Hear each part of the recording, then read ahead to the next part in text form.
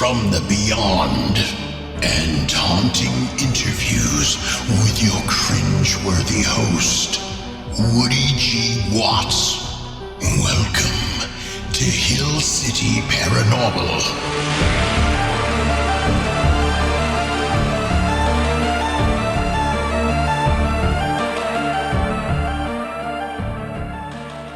This is Woody Watts with Hill City Paranormal, and today I have a returning friend of mine, and he brought along a special guest of his. I am honored that Mr. Jerrod Smoker has called me back with even more spooky stories. Jerrod, how are you doing today? I'm doing great. How are you? I'm doing wonderful, man. As you know, we talked a few episodes back about our collaboration on Tales from the Beyond Series 1 and your Wicked Harvest books. And then we started talking, and you started sharing some stories that you and your wife have encountered. And I said, of course, hey, let's do an episode. I want to share these stories. Yeah, absolutely. So tell me about your recent travels and give me a little background on kind of what happened on these trips. Okay. So my wife and I, my wife Shana, she's here with me, sitting right next to me. I say hi. Hello. So her and I, back in April of 2018, we took a trip up to Traverse City, Michigan. And for those of you that don't know where Traverse City is, if you look at your right hand, and basically the tip of your pinky is where Traverse City is. It's a great coastal city. It's got a lot of great restaurants. They have a cherry festival every summer. And they actually have a lot of wineries up there. And some of those wineries are owned by some celebrities. So the summertime is very busy. It's beautiful up in the fall. But one thing that they have up there is they have like a Traverse City Asylum, or state hospital as they call it. And this place is absolutely huge. It actually opened in 1885. Has 480 acres with nature trails and preserved parkland, over 30 structures, and the main building is actually like a quarter-mile long, and it's 4 stories tall. This hospital was established for the care of mentally ill, and then over the years expanded during outbreaks of like tuberculosis, typhoid, influenza, and polio. And then throughout the years, it cared for the elderly, and even served as a rehab for drug addicts, and was used to train thousands of nurses.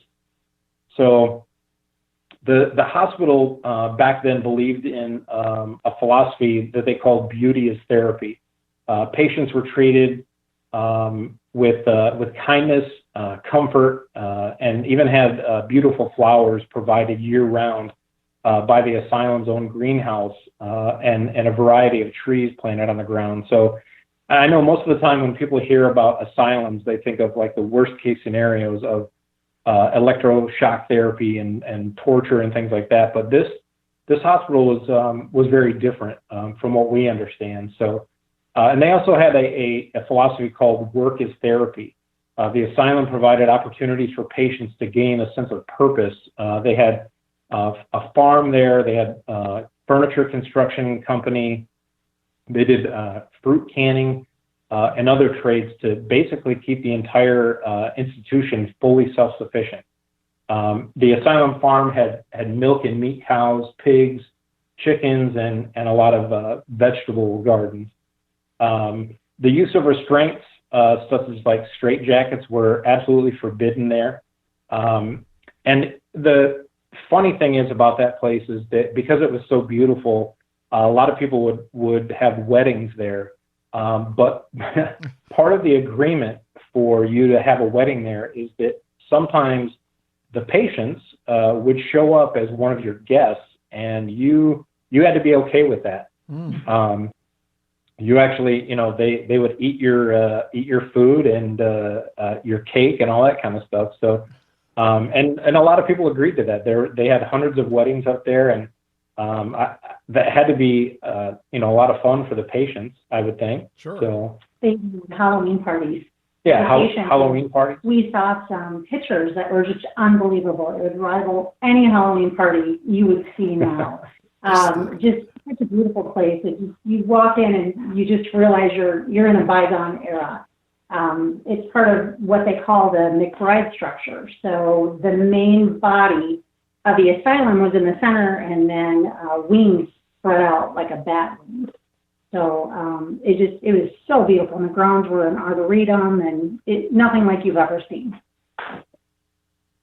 So now the asylum closed in 1989, and it sat vacant for quite a few years. And a lot of people from Traverse City got together, and they formed this committee that basically said that they wanted to restore the property and the buildings and make something pretty grand out of it. So in 2000, they started revisions of the property and the buildings. And today, it's now called the Village at Grand Traverse Commons. And the buildings are residential and commercial development. And it consists of condos, apartments. There's a lot of restaurants. A lot of the basement floor is retail stores and senior housing. So it's become a destination there in Traverse City. Like, thousands of people visit it each year, and it's an amazing place to be. Now, some of the buildings are still under renovation. Some of them are still vacant and are pretty dilapidated, but they're working on, fixing all that kind of stuff up. And so one thing they provided there was a walking tour, kind of like a history tour, so that you could, walk the grounds, walk the buildings, and there's people there that, kind of tell you the history of the buildings and the hospital, and talk about some of the patients, and they even share stories about, certain patients or certain doctors or things like that. And they don't really like to call it a ghost tour, but in reality, it is kind of a ghost tour, because 99% of the people that show up for those tours are looking for ghosts. They're looking for they're looking for something spooky to happen, or something to show up on their video or photos and stuff like that. So, and when my wife Shana and I went, we didn't have any preconceived notions of, hey, we're gonna see an apparition, or we're gonna get touched on the shoulder or anything like that. So, but we did have some experiences, and I'll let her kind of talk about what happened then. Right. They do offer two kinds of tours there. One is a walking history tour, and the second is called a twilight tour. And they are very specific to say that it is not marketed as a ghost tour. Of course, Jerrod and I were there. That's exactly what we were looking for.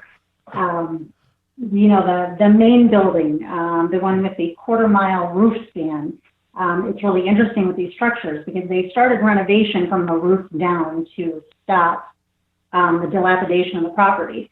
So, I had actually gone to the main building, Building 50, without Jerrod, and I was taking pictures. I love to take pictures. And I did not get one single abnormal thing whatsoever in the main building. It wasn't until we started the twilight tour and we started walking outside, stopped us under just a beautiful old tree, and we were listening to the history of the property, and we looked up, and there was just this one perfect cardinal, just this beautiful red right above us. And I kind of pointed it out to him, and I said, hey, it's going to be a good night. Yeah. Woody, do you know the issue with cardinals? What's the issue? I guess not the issue, but some people say that if you see like a lone cardinal or something, that a lot of times that's like the spirit of a loved one. Yeah, like a cardinal is yes, like a loved one. Now, yes, yeah. my mom said that several times. When you see a cardinal, she would reference her grandmother, or great grandmother. She was like, "Oh, that must be Granny checking in on." Yeah, so they give us a little more history, and then we went to one of what they call a cottage, and it's not by any means a cottage. It is huge, and again, it's that typical McBride structure. There is a center of the building, and again, those wings coming out from the center. So there was no electricity going to this particular cottage. It's a twilight tour. The only thing that is available is the ambient light already coming in. It was a really gray day. It was around Easter, and it was supposed to be such a nice trip, and then it ended up dropping like a foot of snow in Traverse City. So we were actually walking through snowbanks and everything else. So it was already really great. So not a lot of lighting, but enough. So we were in a common area, and I think, how big do you think the group was? It was under 15. Yeah, there was probably about a dozen people. Okay, Yeah. so a lot of non-believers, because somebody actually spoke up and said, hey, has anybody ever seen any ghosts in here? And the guide actually got a little bit defensive, saying, no, we don't, this is not a ghost tour, and we don't encourage those kind of things. And we thought, well, we're going to look anyway. Yeah. So we were able to break off from the group. Basically, I think we had to sign a waiver, didn't we, saying anything happened? Because there was like plywood, like part of the subfloor was ripped off. There was plywood put down. No lights inside other than the lights coming through the window, which was also part of that, beautiful philosophy and structure. They believe that fresh air and natural light was part of their healing therapy. So every single room had a large Victorian style with like leaded glass window in every room.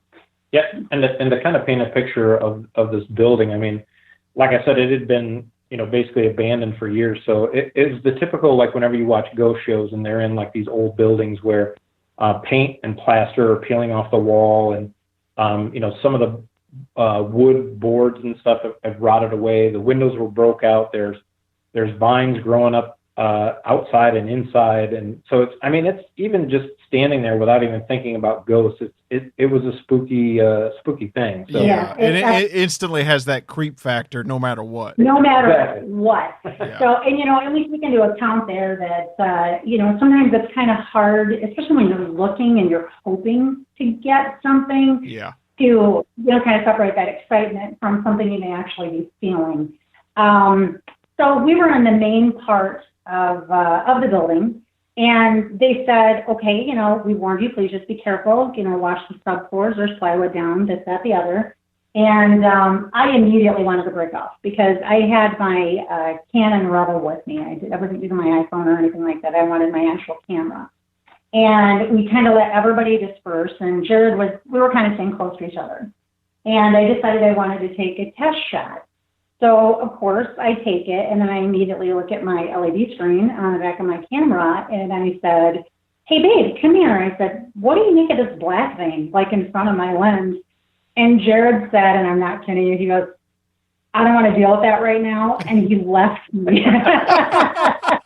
He was like, you're on your own, babe, sorry. I don't want to deal with that right now. I know I write spooky stories, but I don't want to deal with it. Yeah, well, and that's the thing is that, of course, in my mind, the immediate thing was, okay, well, that's a ghost, and and it's standing right in front of my wife. Yeah.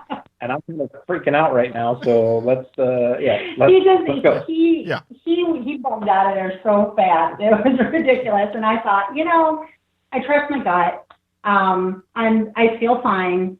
So whether this is with me in the next couple of pictures or not, so I snapped a few more pictures, but I didn't look. I didn't want to get focused on it. I didn't want to freak myself out. So I'm like, I'm just going to go through here. Now, that being said, I think it was building 30 that we were in is where they housed the very psychotic or the violently psychotic patient. For the last 2.5 years out of my 10-year nursing career, I have been a psychiatric nurse. So I understand the meaning of this. So it's kind of, I don't know if that's part of why I got some of the pictures I did, maybe because there was a kindred spirit there. They recognized me as a nurse. I don't know. But I can tell you I've been on other ghost tours before, and I've never gotten any pictures like I did here.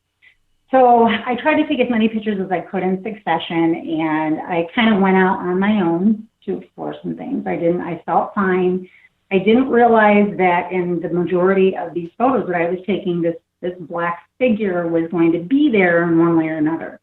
It was different shapes. Sometimes it was solid. Sometimes it was transparent. Looking back on the photos, I had no idea. I can tell you there were two particular spots that I was very uneasy with.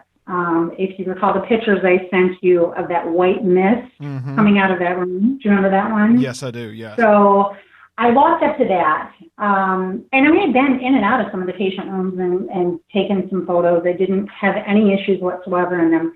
This room, as I approached it, I was uneasy. I just learned to listen to my instincts over the years from doing this. So I actually stopped short of the door. I really wanted to see inside. And I leaned forward and I put my arm out, and it was like a heavy door, heavy steel door.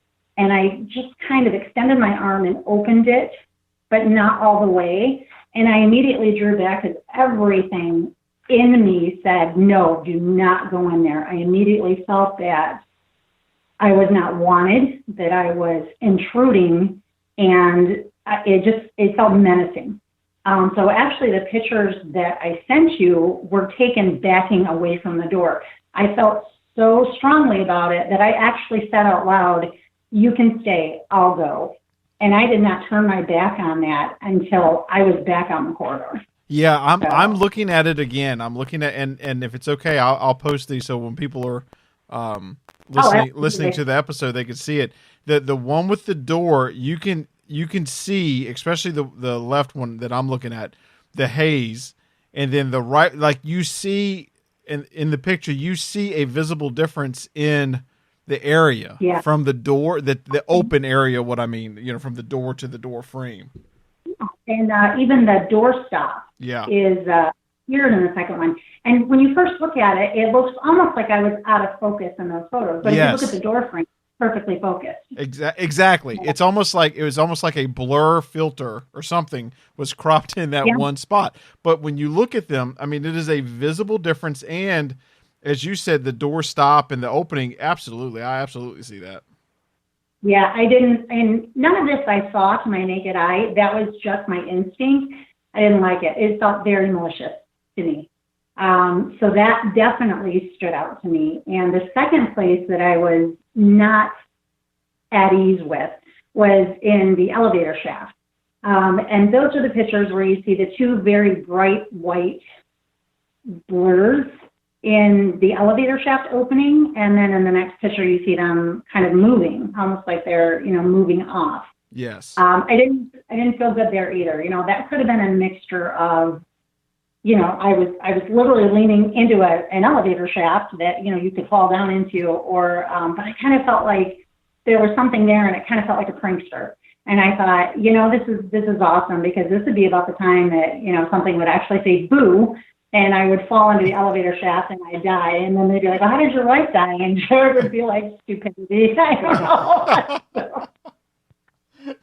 Jerrod, I'd have been right with you, man. I'd have been like, hey, I'm not dealing with this. I'm gonna be outside drinking a Diet Dew. That's what I'm doing right now. Oh my gosh. Yeah. There was a funny moment too, because when we had kind of gone off ourselves, and then the group kind of went their way, and I actually tapped her on the shoulder and I said, hey, I don't hear anybody. Like, do you think they left us? Like, are we here alone? And I was like actually freaked out by that. I was very much more panicked than that. When you I said, we got to get out of here. So, the nurse and me kicked in, and I'm like, babe, it's okay. We know the way out. If worst comes to worst, we're locked in, we can crawl out a broken window. It's just fine. So we had that, and it was just too funny because I just took so many pictures, and when we got through the end of that tour, I started going through the photos, and I was like, oh my gosh, babe, you have to look at these photos. I cannot believe these showed up. And he said, I am not looking at those tonight. I am not looking at those, Shana. You can just put them away. Yeah, I didn't want to have nightmares. So. I don't blame you. Yeah, I got to look at that stuff early in the morning, and that way I can filter it out by the end of the day. Absolutely. And he said, nothing better be coming home with us, or I'm going to be so upset at you. I said, I can't control that, honey. So tell me, what feeling did you have? I mean, for example, we mentioned the creep factor. I mean, that is almost a given, but like, did you have a feeling even before you were going into the building that you were going to see something, or just the vibe of the place, you kind of felt an energy? Let me think back to that.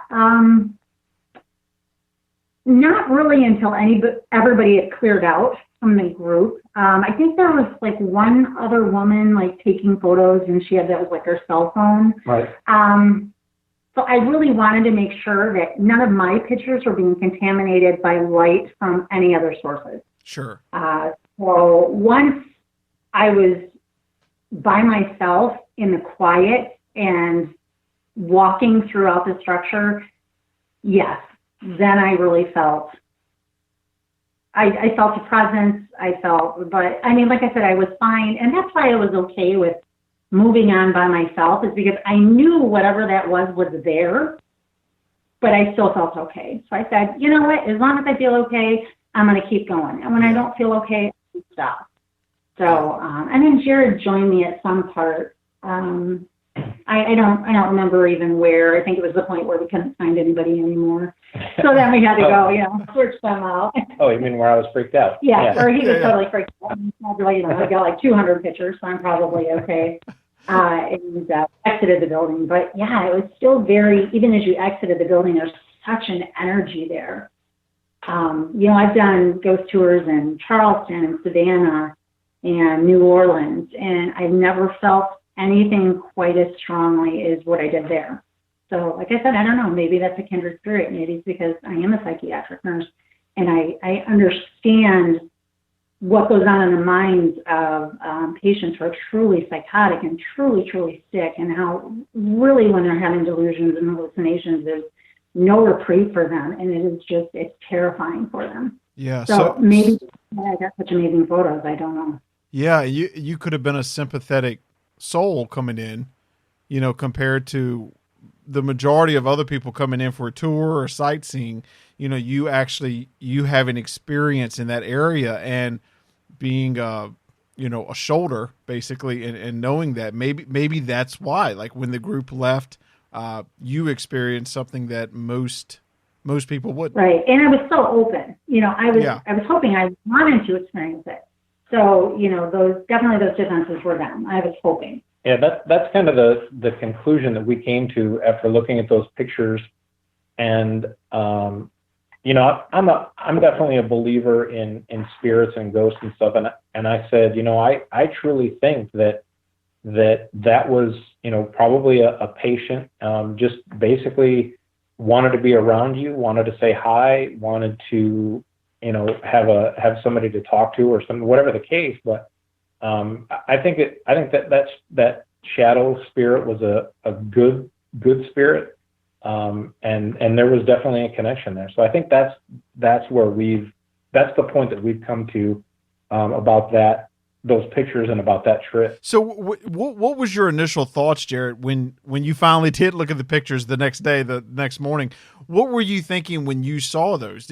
Were you in the same thought process as your wife, like, oh, this is definitely something, or what energy were you feeling when viewing them? Well, I think a lot of people sit there and try to debunk things like, well, okay, maybe this was a shadow from, your finger or somebody standing next to you or all this stuff. But really, we kind of went down the list and debunked all that stuff and said, there was no light coming from another place. There was nobody standing around us.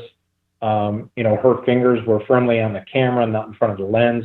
And the fact that each one of those shadows are different, basically told me that was actually somebody there trying to get her attention, not in a bad way, in a good way. And so, it didn't take long for me to decide that, that's definitely somebody there. And then I got to the point where I wasn't, freaked out or scared. I was kind of intrigued and thought, man, that's really cool that my wife can walk into a place like that and just have that kind of connection. I thought that was great. Exactly. Yeah. Oh, that's so interesting. And what I love too is, one, in explaining the place, you all had a positive feeling about what had happened there and what was going on there in renewing it and revitalizing it.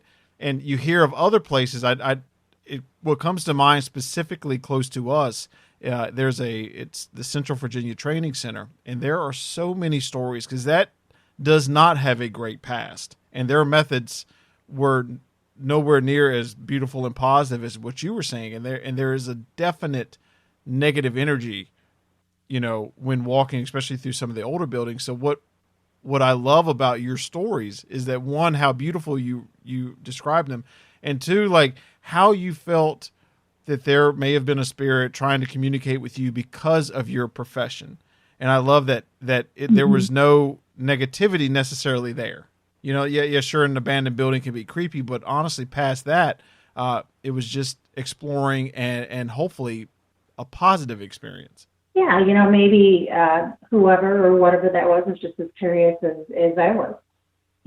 So like you said, it is a very different structure as far as you would think of as like I think it's called a Great Northern Asylum, I think is what it was called back in the day. That facility operated for, I think, somewhere around 100 years. It was closed in the mid-1980s, and they were providing all their own food up until the 1960s. If you look back on the photos that they provide you for this tour, the patients, and I think at the max capacity was 3,600 patients. So that kind of gives you, how vast the place is. They were just treated so well in comparison. So, that probably had a lot to do with the overall energy too. As far as the energy from the main building that now has the condominiums and the Mercado in the basement and my favorite gelato shop. That never hurts. That never hurts. So a completely different feeling. It was just easy peasy normal in the main building, and then as soon as I was off on my own in the cottage, it's completely different. Yeah. So definitely the air was heavier. My heart rate kicked up, breathing got a little more labored, because you could just feel it, Yes. So I remember feeling it in the back of my neck and like my cervical spine area. And I've experienced that before down in a antebellum mansion down in Savannah, where they got some pretty significant ghost activities, and I had that same feeling there. And it's really amazing, I think. So yeah, we enjoyed it. We want to go back. I want to see if my friend is still there. And go to the gelato shop, right? I will go to the gelato shop. Oh, well, I love these stories. I love positive stories, because oftentimes, granted the scary factor is always there, but it is nice when your interpretation is a positive one, and that is so encouraging. Not every, paranormal experience or experience in general has to be a scary or negative one. So this is this is refreshing. Oh, good, yeah. We also went down to where we started the tour out, actually, was in the steam tunnel. And did that connect? Did that run under Building 50? That's correct. Well, right? yeah, the steam tunnels ran all through the property. It's all bricked in, and it's kind of spooky and stuff like that. And there, people have shared different stories down there about things that they've seen. I think we've got a picture of a green orb. A couple of green orbs kind of traveling. Yep, I saw those. Those absolutely, yes. Expect that long brick tunnel, right? Yep. Very, very long. And I want to say they explained, I think there was a rape in the steam tunnel. I believe one of the nurses at some point during the history of the hospital, I think a couple of violent things that happened down there, because it is so, closed off, and no one would ever hear you, and, with all the noisy pipes and the machinery and whatnot. Sure. Yeah, but that green orb, yeah, it's, and it was much darker. I had my camera set to auto, so it used flash when necessary. Mm-hmm. I didn't see anything coming toward me, but just kind of turned my back and kind of felt like, is there something there? Am I just excited? Am I really feeling something? I'm going to take some photos anyway. Yeah. And then you can see in the comparison, the last photo, where that green orb kind of changed shape and it's like on the floor. Again, it's right in front of me. So I just must have been very approachable, I guess. you were welcomed. That's what it was. You were a friendly soul coming through. Well, I was happy to be. Yeah, I have never had an experience like this before, especially with this much activity before. Yeah. So I was even shocked. I was even trying to debunk my own photos, because there was so much activity there for me. Sure. So it's a great story. I can't that's wait to go great. back. Well, what I'll do is for people listening to this episode, be sure to visit our website, hillcityparanormal.com, and in the description, I'm going to put a special link to you all's pictures so that you can actually see what we're referencing from their stories. And so, Jerrod, Shana, thank you so much for sharing your stories. I know y'all travel a lot too, so I'm sure these won't be the only ones. You'll call me back and share some more, right? Absolutely. Oh, sure, absolutely. Well, and don't forget, Jerrod, Wicked Harvest Books. They can find you at wickedharvestbooks.com, right? That's correct. Yep. Awesome. Well, thank y'all so much for sharing your stories, and I look forward to hearing more of your adventures. All right. Sounds good. Thank you. Thanks, All right. Woody. Thank y'all. Be sure to check out our website at hillcityparanormal.com and call our haunted hotline at 701-HAUNTED or 701-428-6833 with your spooky tale. Thank you for listening to Hill City Paranormal.